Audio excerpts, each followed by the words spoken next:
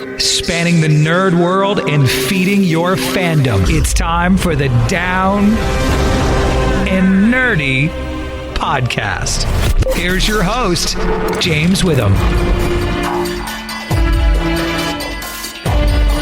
Oh, what a holy way to start the spookiest month of the year. It's episode 387 of the Down and Nerdy podcast. I'm James Witham, wishing you a happy October, a happy early Halloween. And by the way, I know what you're streaming because Netflix is kind of releasing that information now. And one of the biggest shows on there still, Midnight Mass, that debuted this past weekend. And I thought I would get the perspective from one of the members of the cast. So I have Crystal Balint joining me to talk about playing Dolly on Midnight Mass. And boy, does she have some interesting insight into this show and something else that might be coming. Maybe, possibly.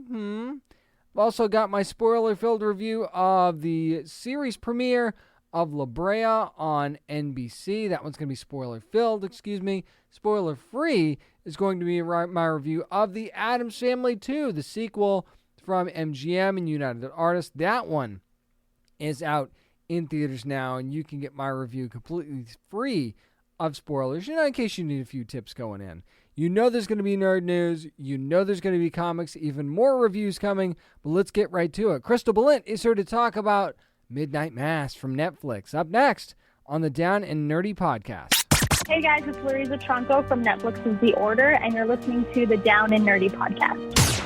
So if you pay attention to social media at all, I know what you're watching. It's Midnight Mass because it's one of the top 10 shows on Netflix. It's taken everything by storm. Everybody's already upset that it's only a limited series. But I got to tell you, one of the people that I was really keeping an eye on when I was watching it was Dolly, because there's a lot of interesting stuff going on with her. So how could I not talk to the wonderful Crystal Balint? Crystal, how are you doing? I'm great. Thanks for having me.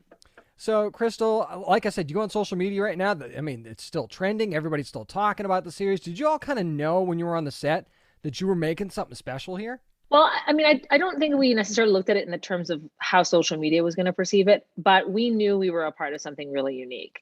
The show hit a spot for all of us, I think, as a cast, and you've probably seen some of the banter back and forth between us. There's a lot of love in this cast, and we're like family now. We all came together during this really unique time in the world, and we made this thing that was deeply personal to Mike and became really personal for all of us. So, I mean, we felt that we were making something special, but we had no idea how much it was necessarily going to affect everyone else. And we're just grateful that it is.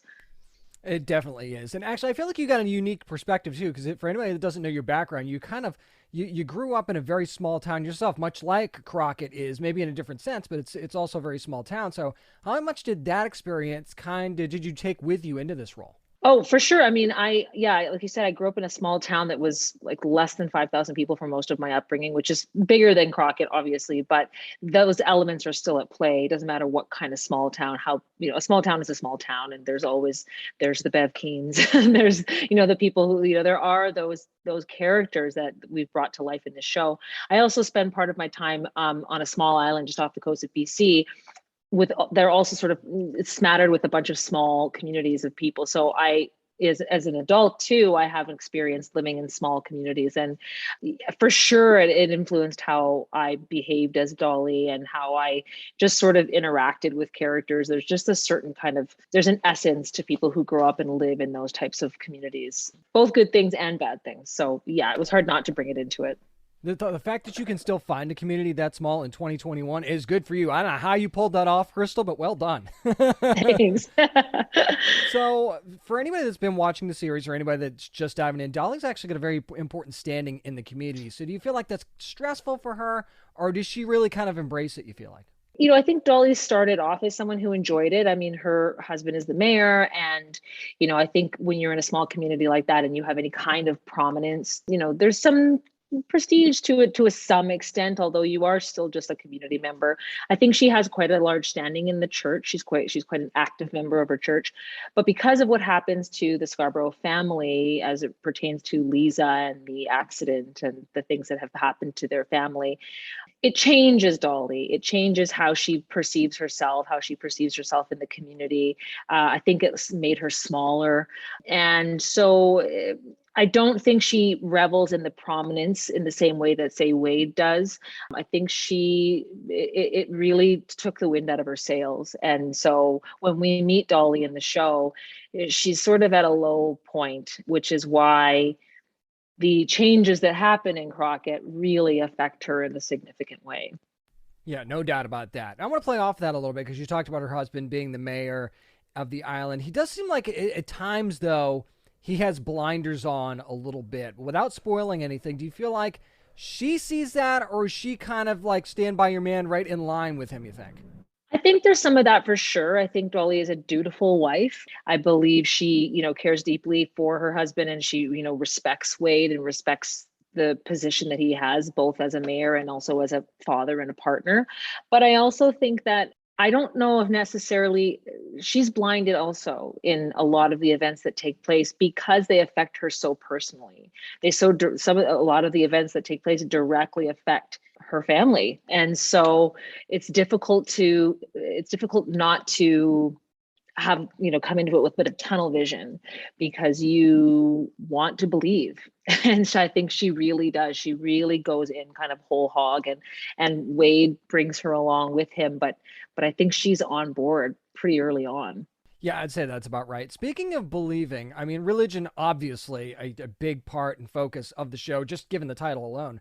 How interesting was it for you, though, that you all have characters like the Hassan family, or even a character like Dr. Gunning and her and the way she lives her life and things like that, to kind of highlight the different aspects of the religious tensions that happen throughout a community like this? Well, I mean, I think that's just a testament to the brilliant writing that Mike, put into the show. As you probably, lots of people have read, that he's spent so much of his life working on this project, so much of his professional career. So he really created a fascinating range of characters to challenge the faith across the board and challenge people's beliefs. Sarah Gunning is a perfect example. She's someone who she's not a villain, and she's not a savior. She's someone she's sort of there to help us sort of stay grounded. Hassan is a fantastic character because he represents sort of the outside world to a large extent of like what, how he would perceive, other people might perceive the island. So I think that they're integral to the story. And I think that they're, again, just a testament to the brilliant writing. And I loved having those personalities to play off of, and the actors playing them were just like fantastic. They just did such tremendous work. Absolutely. We're talking to Crystal Balint, who of course plays Dolly on Midnight Mass, which you can see right now streaming on Netflix, all 7 episodes. Now, Crystal, you talked about Lisa a little bit, her daughter, going through a lot when we first meet her. We get to learn about that backstory really quickly. So talk about their relationship a bit, hers and Dolly's, and shooting that pivotal moment in episode 2. I'm sure you know exactly which one I'm talking about. The young woman who plays Lisa, Anara Simon, she's just tremendous. And right away, I was like, okay, this is someone I can work with. And I think the relationship that sort of we have is, again, like I mentioned earlier, Dolly is pretty downtrodden when we meet her. She's so heavily affected by what's happened to Lisa and what's happened to their family. I mean, you don't really get to learn too much about this, but as a backstory and my discussions with Mike, they've invested heavily into making sure that Lisa has what she needs to be a functional person after what happens to her. So, you could imagine refitting their whole house and putting ramps in and getting the right things for her and seeing doctors and seeing specialists. So as anyone who's ever been through any kind of trauma like that affects the entire family, it just takes a toll, and you do your best to stay positive, but it's really difficult. So when that pivotal change happens in episode 2, I mean, that moment, I had spent a fair bit of time sort of just like investing in how weighted down Dolly was, and getting to release that in episode 2 was one of my favorite scenes to film, because it just was, for both of us, I think, like it was just such a highlight, being able to kind of like, it's the first time we see Dolly actually breathe a little deeper, and she stands a little straighter after that. And, it starts to feel like herself again. And so again, really fantastic writing, but it was just such a fun and really cathartic scene to shoot. You hit the nail right on the head, and you were really good in that scene too. I thought it really stood out. So it absolutely done on your part. Thank for sure. you. Another great performance in this series, and I'm sure you'll agree. I'm an unapologetic Hamish Linklater fan anyway. But, I mean, Father Paul's a character to me that the second you see him, he just stands right out when we introduce him. So let's go back a little bit, talk about Dolly's first impression of him, but also just how great was it working with Hamish on the show? Well, I mean, quickly, Dolly, I think right away there's something, everyone feels this, and you see it on screen, is that there's something very different about him the minute he comes in. Remember, it's a sleepy little town with a Monsignor who's been there for what feels like forever, who can barely remember the words to his own homilies most days. And so, you get into a rhythm with someone like that, and especially in a small community, there's a very heavy reliance on habits. And he was part of that habit. And then you get this new guy who is so refreshing and so different and so approachable and so lovely. Right out of the gate, he leaves this like really terrific impression upon all of us. So that for Dolly is one thing. And then for me, Crystal, as an actor, I mean, I wasn't super familiar with Hamish's work, but when we got together with the entire cast just before the lockdown, actually, to do an entire 7-episode script reading with the whole cast, which was a full day event and a lot of fun.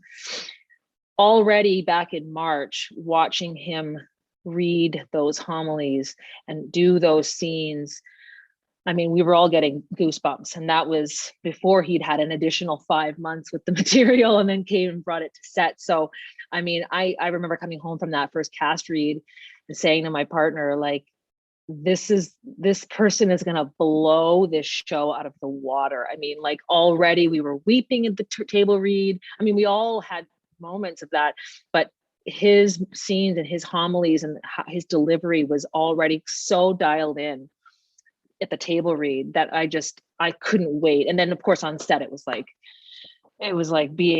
literally like going to church as an actor. Like, oh my God, please don't stop talking.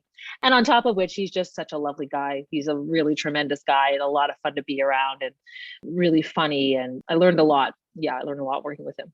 I would agree with all those things. Absolutely. So we've talked about Mike Flanagan a lot, and just in true Mike Flanagan fashion, all hell breaks loose at some point in this series, and which is a lot of fun. But I've seen some other interviews with other cast members saying that they kind of didn't know what they were getting into when they signed up for the show. Would you say that was true of you as well? You're like, you thought it was going to be one thing, and then once you get into it, like, whoa, hold on, what, huh?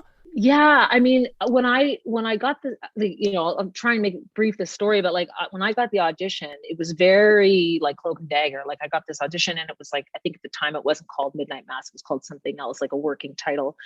And the character description was like one sentence or something like that. Like it was very, very vague. And I read for it. And then like it was right before the holidays. So then a month later, you get into Christmas and you kind of forget about things. And then like a month later, I get a call and saying, you booked this job. And I couldn't remember what it was. And then we got the scripts, and I remember reading the scripts and going like, oh my God, this is like an enormous thing. And then as we started shooting it and watching the scale that they were bringing to things, I mean, everything from SFX to set design to even just like the shot lists were incredible. It was a feature film scale, production. And then, like you said, when things sort of explode in those later episodes, being a part of that filming experience, I was like, oh, wow, this is on another level for sure. And I was not expecting that.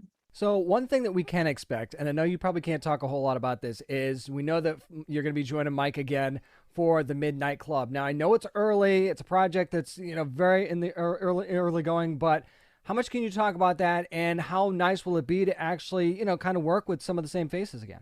Yeah. So yes, I am going to be in the Midnight Club, and I can talk a little bit about, only because I know that it's out there in the internet world, that it's out there confirmed. So yeah, I'll be joining on that show for a few episodes, and I was fortunate enough to get on that because Mike invited me back, and it's a different thing than Midnight Mass, obviously, because it's Christopher Pike adaptation. So anyone who knows Christopher Pike's work, which I am familiar with, and was so excited to get invited to play with this. But it's, again, really, the writing is tremendous. Mike was involved in all of that stuff, and the production is really terrific. The cast on this show is some familiar faces. So I did get to work with some familiar faces from Mass, and they're all really excellent. I think people are really going to be blown away by the performance in this show too. And yeah, it was just a treat to come back and work with Mike and Trevor and the whole team at Intrepid, because they're like I said, they're like family now. So I'm just like chuffed to be able to be a part of it again. And if you guys haven't joined the family yet, you need to. Midnight Mass streaming right now on Netflix. Crystal Balint, thank you so much for joining me. I appreciate it. You're so welcome. It was a pleasure to be here. Thanks for having me. Once again, I want to thank Crystal Balint for joining me to talk about Midnight Mass, now streaming on Netflix. Up next, going to give you my spoiler-free review of The Addams Family 2, the big sequel. It's up next on the Down and Nerdy podcast. This is Luke Mitchell from Marvel's Agents of S.H.I.E.L.D., and you are listening to the Down and Nerdy podcast. October has finally arrived, and that means we could start our Halloween celebration, right? And who better to start it with than the Addams Family themselves? That's right, The Addams Family 2. In theaters now from MGM and United Artists. It's the sequel to the very popular first animated movie that came out not too long ago. And I thought I would give, since I got to see it a little bit early, and since the movie's only been out for a day, I'll give you my spoiler-free thoughts on what I think about this one. So I will have to mix in a couple of little plot points, though, just to talk about what's going on in the movie and give you a general idea. But it's really nothing that you haven't seen in trailers and things like that we've shared at downandnerdypodcast.com. But basically, yeah, the gist of it is there's a couple things going on here, actually. First of all, you know that the Addams Family is going on a family road trip vacation, and the Addamses, whether they're in their own mansion or elsewhere, hijinks are going to ensue, and it certainly does that. But there's also another subplot here that is actually more interesting, believe it or not. Yeah, the road trip is fun, and it does play a role in the story, but the larger story is something else, and it has to do with Wednesday Addams, actually. So it's like what they're running from is the best way I could possibly put it without spoiling anything. And while it was fun having the road trip, and the reason for the road trip being that, the kids just don't seem interested in wanting to be part of the family anymore, at least not Wednesday anyway. Wednesday's, she's trying to find her, she's getting older, so she's trying to find her place in the world and find her place in the family. And she's just not sure that, that the family and her kind of clicking anymore. So, of course, Gomez says, hey, let's hit the road and we'll bond again as a family. And that's how the whole thing kind of gets started. But that's not the big picture of the movie. And I think that one of the things that got lost a little bit is, yeah, all this stuff is fun, but I kind of found myself gravitating more towards that other aspect of the story. But here's the push and pull of movies that are targeted for children and movies that are targeted for adults, because that's what this movie kind of tries to do. This movie, I feel like, tries to please both sides. Not that both stories can't appeal to kids and both stories can't appeal to adults, but it was almost like, here, let's make sure the kids have, the fun and the explosions and the, back and forth between Wednesday and Pugsley and things like that, and just the crazy stuff that Uncle Fester does. Let's have all those things. But then for mom and dad who are watching the movie with them, let's have this a little bit deeper storyline that's going to be a part of it too, and add a little something to it, especially when it's the Addams Family, who's a family you've probably grown up loving at some point in your life, whether it was with the Raul Julia, Angelica Houston, Christina Ricci movie, or it was the original Addams Family series, or maybe another animated series along the way, or the comic strips, whatever. You were a fan of the Addams Family at some point, likely. So you care about these characters, and this other storyline will go a long way at kind of, tugging at your heartstrings in that regard. So it feels like it's trying to have the best of both worlds. And I will say it actually juggles it pretty darn well. It kind of intertwines everything in a way that really makes sense. This could have easily been cluttered, and it wasn't, which I really, really love. And I do have to say, though, there's a few little fan servicey moments in there in the dialogue between Gomez and Morticia where you're throwing out a line in there because you have to, sort of thing, because it's the Addams Family and you have to remind people that it's the Addams Family. One of my favorite things about this movie, though, is there's a scene with Lurch, and Lurch doesn't get enough love when it comes to any Addams Family adaptations, and we've had some great Lurch moments over the years. But this one really, really can. There's a moment in this movie that really, really is going to surprise you And it was so hilarious, not just because of what happens, but where it happens and who it happens with and things like that. That is one of the moments in this movie that definitely had me just howling laughing for sure. But I really love the attitude of Wednesday's character in the movie as well, and kind of her evolution throughout the movie. I think is really, really good. If you're a parent, you'll almost kind of understand too where Gomez and Morticia, to a lesser extent, are coming from with their concerns about their child and things like that. So it's all in all, I think this was a pretty good sequel. Was it as good as the first one? Yeah, probably not, because I feel like the first one kind of, while it didn't necessarily introduce the Addams Family, it was maybe a little wackier than the second one was. But it's cool to see them go to all these historic locations like Grand Canyon and stuff like that, and what might happen if they went there, because you don't get to see the Addams Family outside of the mansion a ton in other adaptations. So, but like, okay, well, what would happen if the Addamses actually went to this particular location? What could happen? And you see kind of what happens when they go to the Grand Canyon. So and you just get to see so much of Wednesday in this movie. Wednesday really does shine throughout this movie, no doubt about it, in many, many moments throughout. So, yeah, definitely, this is one that I think that you'll enjoy. I think you'll enjoy, if the kids are with you, I think that everybody's going to have a good time with the Addams Family 2, which is now in theaters. And, yeah, this is definitely, I think, worth the price of admission. Again, I'm not sure it's as strong as the first one, but this, as far as sequels go, this one is pretty darn good. And I think it'll have you laugh, and you'll definitely have a good time. If you loved the first one, you'll definitely like the second one. There's no question about that. It's going to do it for my spoiler-free review of the Addams Family 2. Up next, we'll head back to the TV side and talk about Brea from NBC, but this time with spoilers. That's next on the Down and Nerdy Podcast. This is Dave Dast Malchin, creator of Count Crowley, Reluctant Midnight Monster Hunter, and you are listening to the Down and Nerdy Podcast.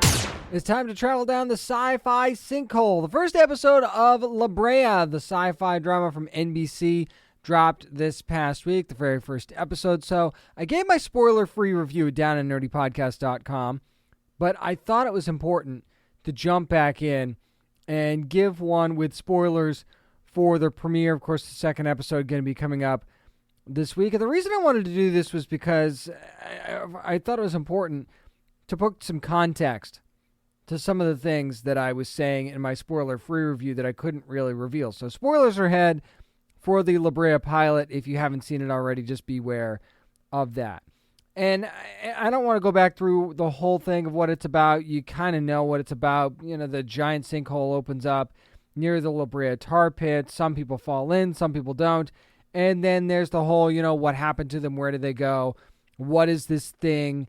And all this other stuff. So one of the things that there were a couple things that kind of drive me crazy about this show a little bit. First of all, it's one of the comparisons to Lost. And we've got to stop doing this. As fans, we've got to stop doing it. I get it. There's definitely a Lost vibe here. There's the Lost formula is kind of, sort of being used here a little bit, but there's enough differences here, quite frankly, to not really compare this show to Lost. But I love that the writers knew this was coming, and they actually throw a joke in the premiere episode about Lost and how they're kind of comparing the people that have fallen into the sinkhole to the characters on Lost. Love that they were that kind of self-aware that was coming, but And again, I get it, but I think it's lazy to compare stuff like that to Lost all the time, because it's not a direct. If anything, Manifest was way closer to Lost than Brea. So while I understand that you're going to make that comparison, I just, in this particular instance, I don't think it's fair, and I think we really, really need to stop that. The other thing that kind of drives me nuts is that there's a lot going on here. There's a lot of characters that they're trying to make matter, and they're trying to throw out at us, both in the hole and on the surface. There's something going on here where you have to keep up with a ton of different characters, and they try to add depth to a lot of them. Obviously, a lot of this is going to focus on the Harris family. You know, you've got Eve, you've got Izzy, who is still on the surface. You've also got their son, who was injured in this whole thing, and his name is Josh.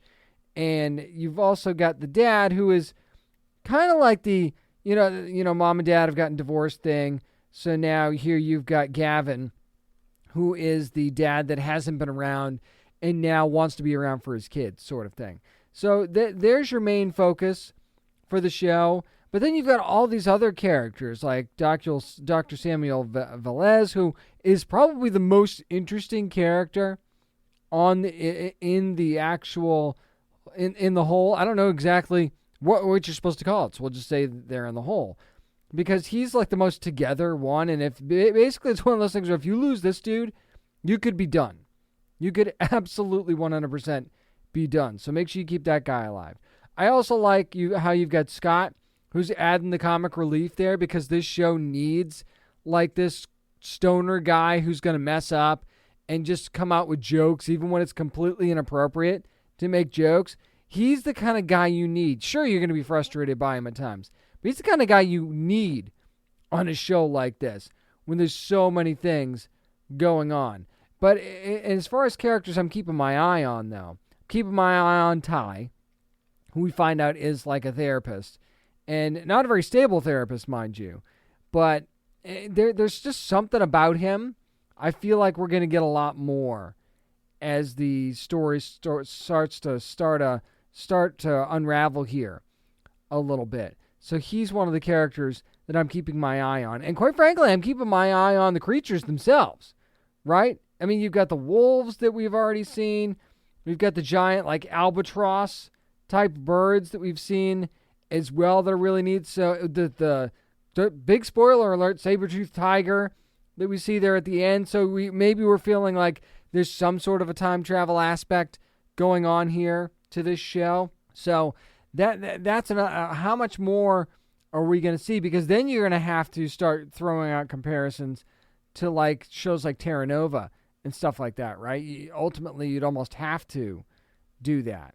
But honestly, this is a show that has its unique qualities. It's just trying to throw you in too many different directions at once. And then it falls into a couple of sci-fi tropes, like the whole, second sight thing with Gavin. It's like, I can see them down there, and why can I see them? And I'm like, well, and they find that they find the wedding ring right at the end of the episode, and that's supposed to be his connection as to, yes, I'm telling the truth that I could see them.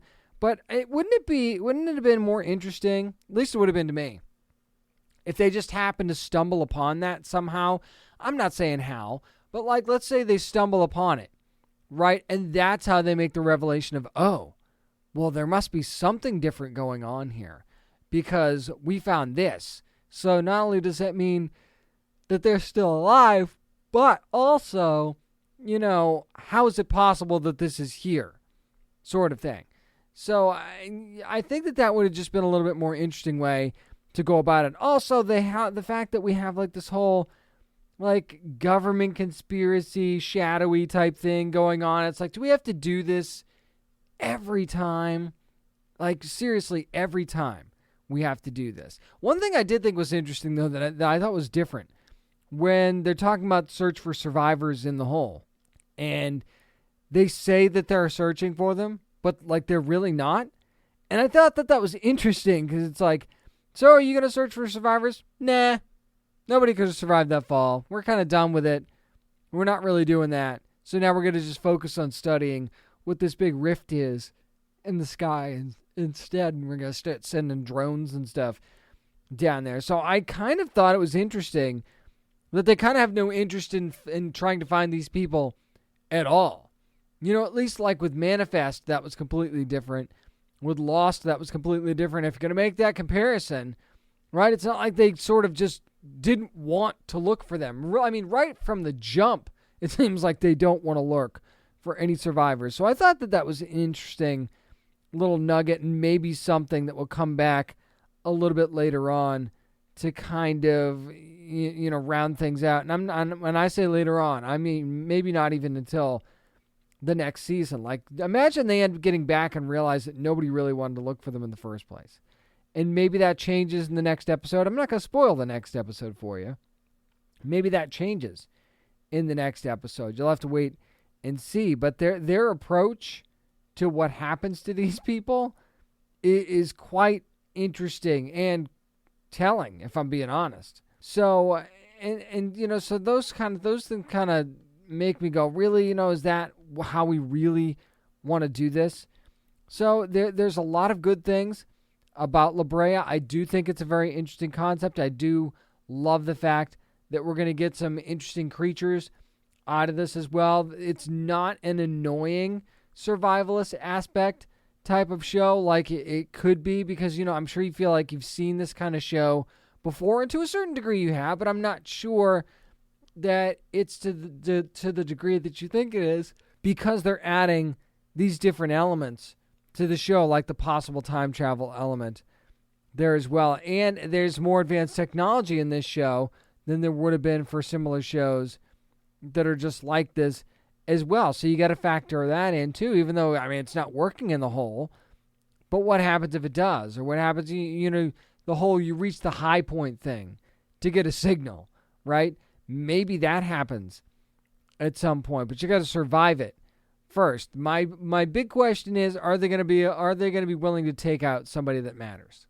Because in doing that, when they're trying to make all the characters matter, I feel like they didn't focus enough on making a or a couple of characters matter. Maybe they tried, but that's not how it came off. It's not like you were saying, here's the lead of the show, here's the adversary of the show, who do you want to root for? Go. They don't do that. And that's something I think is kind of a critical piece. Obviously, you're rooting for everybody in the whole to get back. That's not what I'm saying. That's just basic television watching 101, right? But you have to have a main focus. And at times it feels like they think they do, and then just when you think that they realize that they do, they pull back and they take you in another direction. So maybe that's unfair for me. Maybe they are focusing on it more than I think they are. But you should always come out of a pilot episode of a show loving a character or two and or hating a character or two, depending on how good the pilot is. And I feel like I'm just kind of middle ground with almost every character on this show. I can't think of one character that jumped out at me and went, man, that's the one you got to watch right there. That's the character I'm tuning into the show for. And that's not that's not a knock on a great ensemble cast. It's more of a you have to have that star. You have to have that star performance, I should say. And that's one of the things that's going to keep people coming back.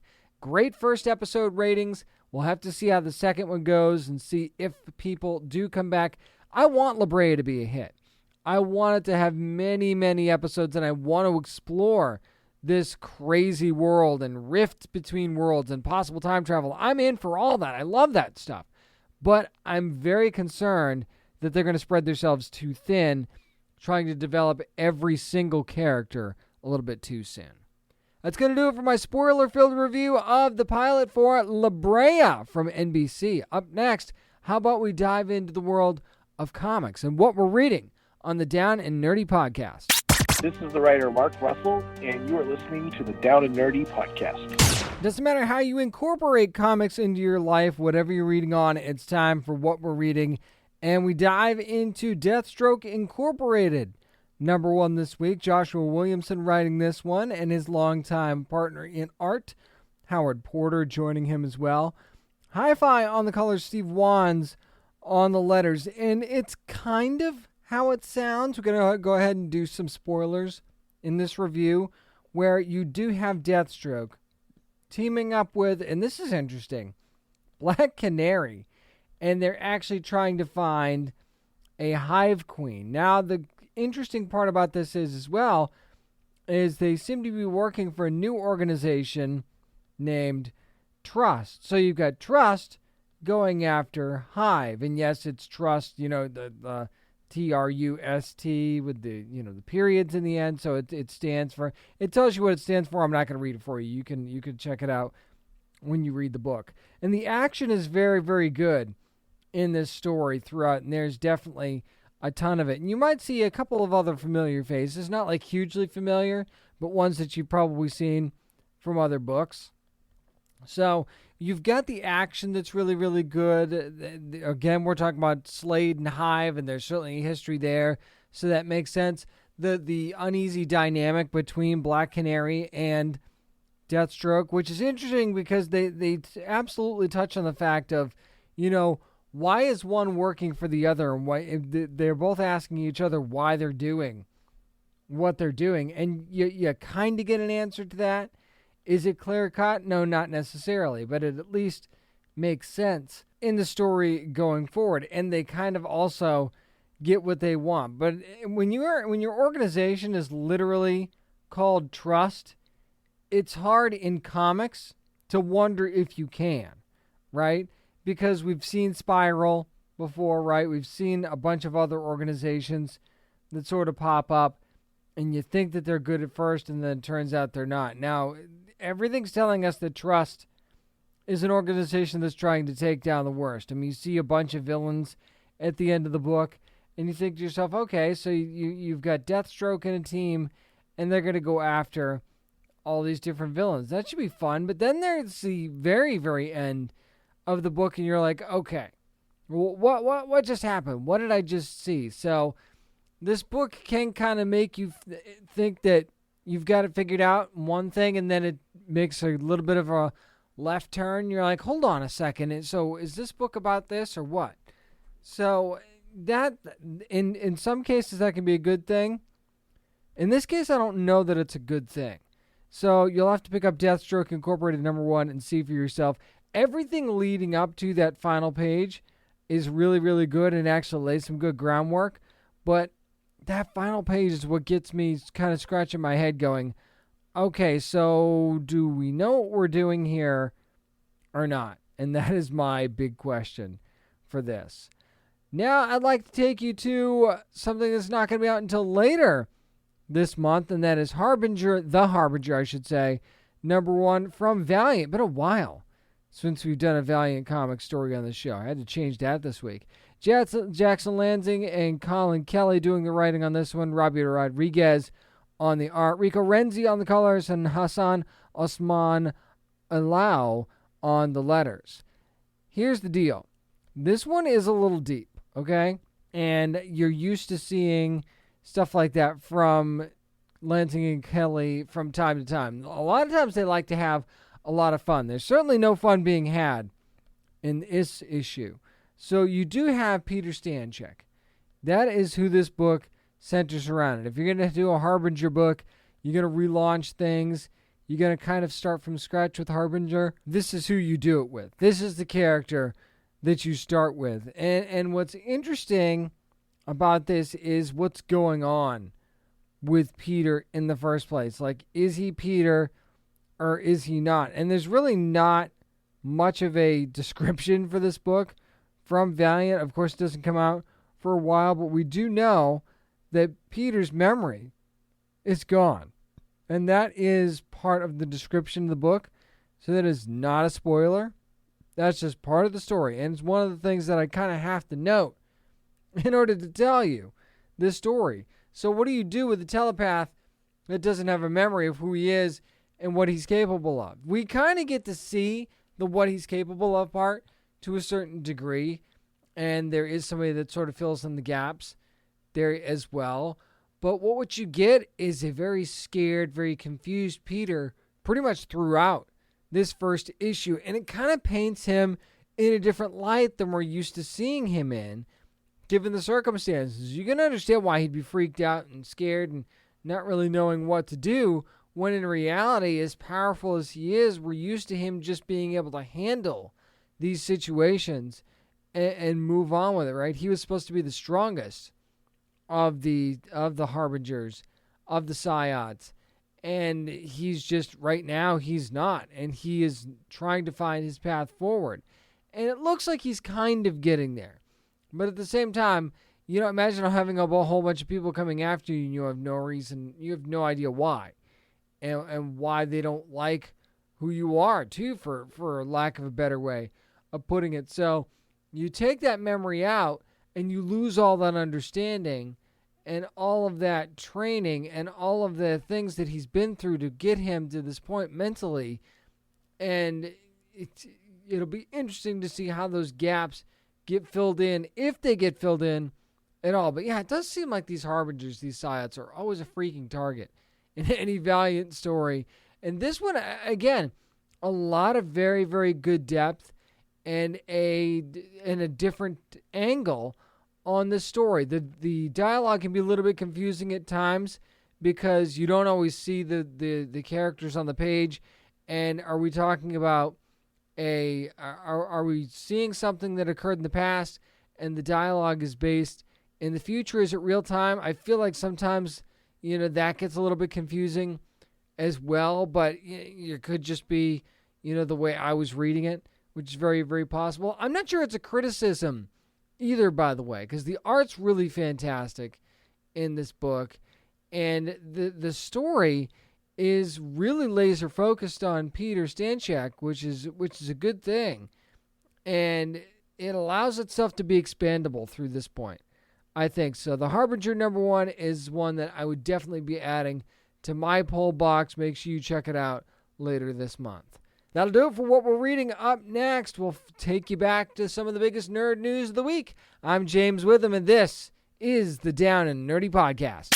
Hey, this is McKinley Belcher III from Fox's The Passage, and you're listening to the Down and Nerdy Podcast. We're barely into the month of October, and we're already handing out chocolate. It's time for nerd news, and I'll be honest, it's been a light news week, so there's not really a whole lot to talk about, but this one kind of caught my eye. Apparently, Warner Brothers is going to be making another Willy Wonka movie. This time it is going to be a prequel simply called Wonka, and Timothy Chalamet is going to be taking the title role there. The movie is actually going to be a prequel of Willy Wonka, basically before he became the chocolate master that we know and love. Now, the nuts and bolts of this thing is that it's going to be coming out on March 17th of 2023. Keegan-Michael Key is also in the cast. There's a couple of other, Rowan Atkinson is in the cast as well, and a couple of other notable names. But at the same time, okay, and I know that, you're probably, if you grew up with Willy Wonka and the Chocolate Factory, you're probably a huge fan. I get that. I loved the movie growing up too. The other movie that they made, the kind of reboot that they did, I think it was with Johnny Depp, not so much. But this one, I'm going to be honest.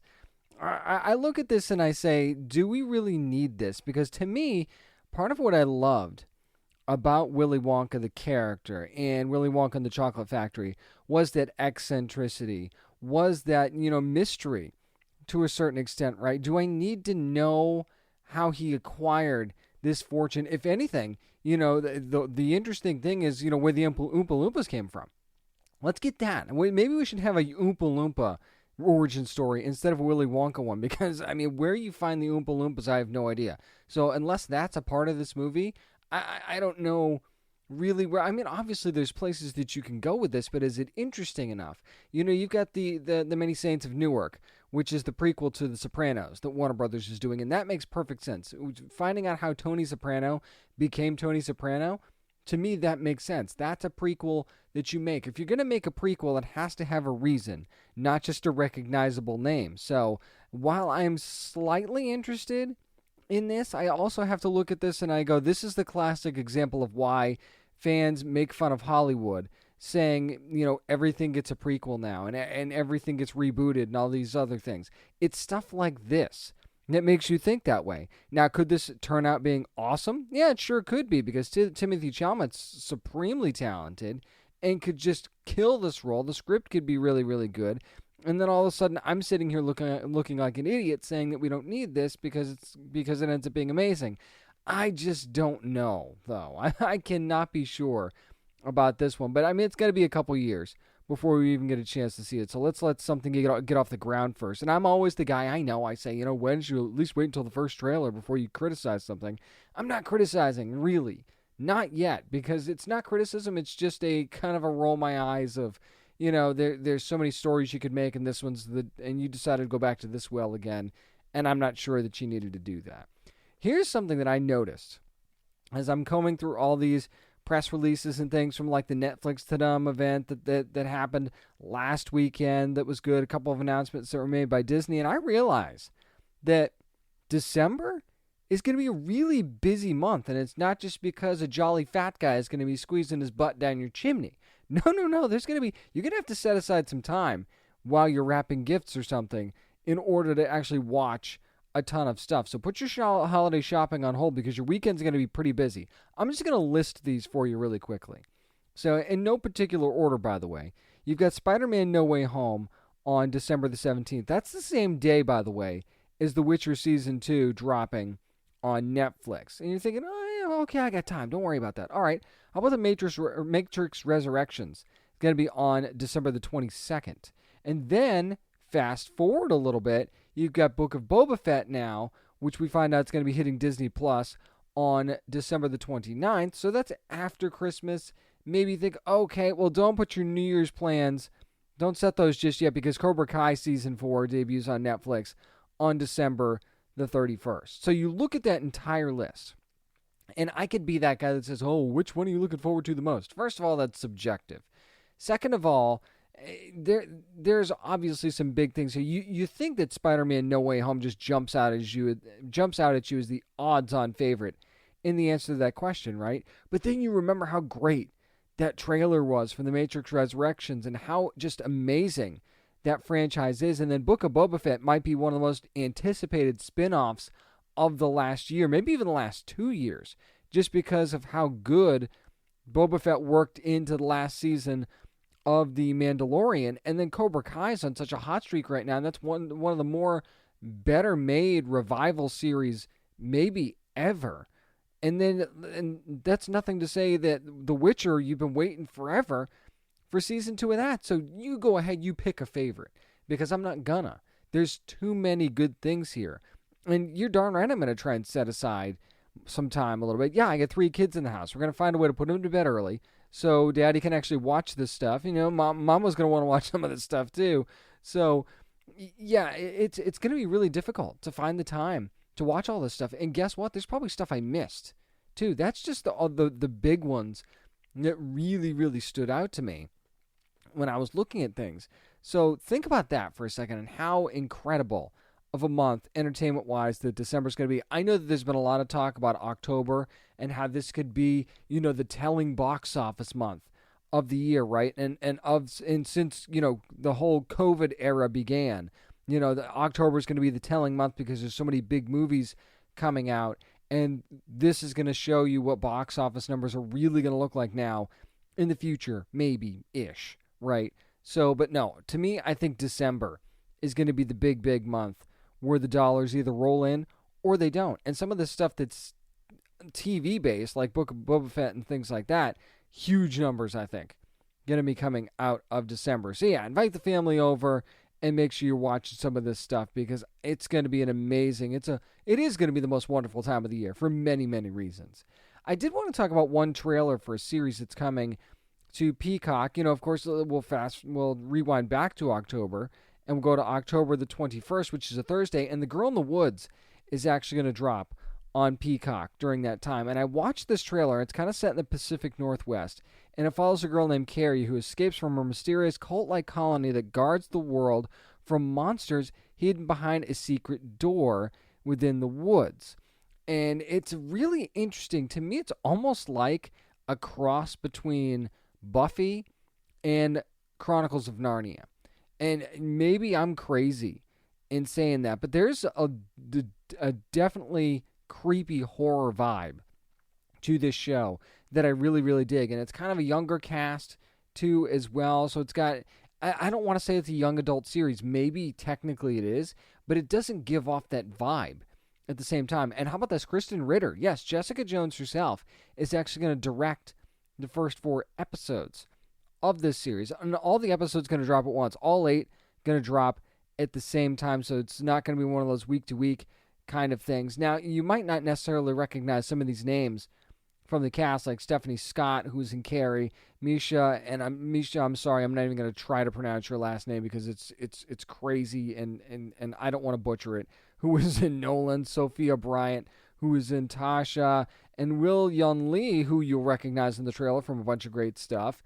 That's just a few of the names of the cast, and then you see and some of the monsters that you see in this trailer are pretty legit and scary. And this is actually produced by Crypt TV, who had actually some short films back in 2018, started with The Door in the Woods, and then that was written and directed by Joey Green, and then there was a sequel to that called The Girl in the Woods in 2020, another short film. So Crypt TV kind of behind this, and they sort of have a reputation for creepy stuff like this. So I think that this looks really interesting, and as somebody who's not like super into the horror genre myself, this is one that really, I think, has a chance of being pretty darn good. So yeah, The Girl in the Woods, October the 21st on Peacock. And, hey, watch it. Give it a chance and let me know what you think. I'm definitely going to be circling back to this one at some point. That's going to do for this week's edition of the Down and Nerdy podcast. Again, I want to thank Crystal Balint for talking to me about Midnight Mass, which is now streaming on Netflix. All of the episodes, make sure you're checking that out. Find out more about us as well at downandnerdypodcast.com. You can also find us on social media at downandnerdy757 on Twitter and Instagram, and at downandnerdy on Facebook. Remember, you never have to apologize for being a nerd, so let your fan flag fly and be good to your fellow nerds.